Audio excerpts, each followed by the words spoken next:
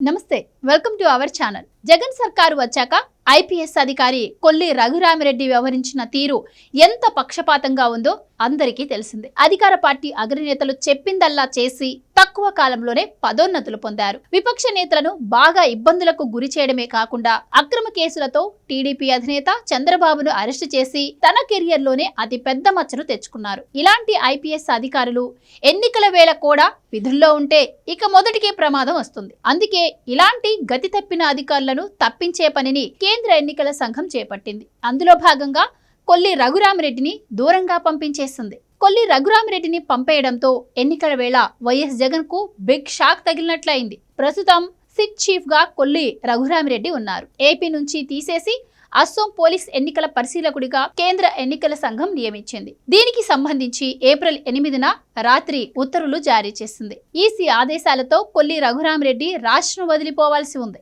అస్సోంలో గువాహటి నుంచి ఆయన ఎన్నికల పరిశీలకుడిగా కొంతకాలం పనిచేయాల్సి ఉంటుంది. గత ప్రభుత్వ హయాంలో తీసుకున్న విధానపరమైన నిర్ణయాలపై జగన్ సర్కార్ సిట్ ను ఏర్పాటు చేసిన సంగతి తెలిసిందే.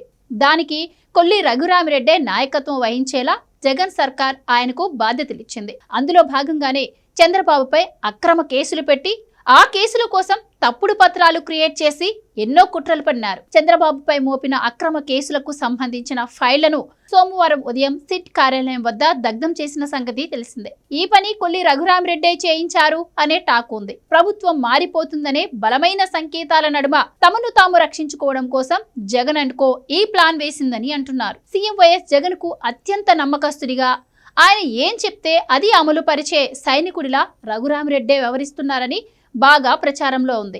ఈ నేపథ్యంలో ఎన్నికల వేళ రఘురామిరెడ్డిని ఎన్నికల సంఘం ఏపీ నుంచి తప్పించడం చర్చనీయాంశమైంది. రఘురామిరెడ్డి నియామకాన్ని ఆపడానికి జగన్ వ్యవస్థలను మేనేజ్ చేయడానికి ప్రయత్నించినా ఫలితం లేదని అంటున్నారు.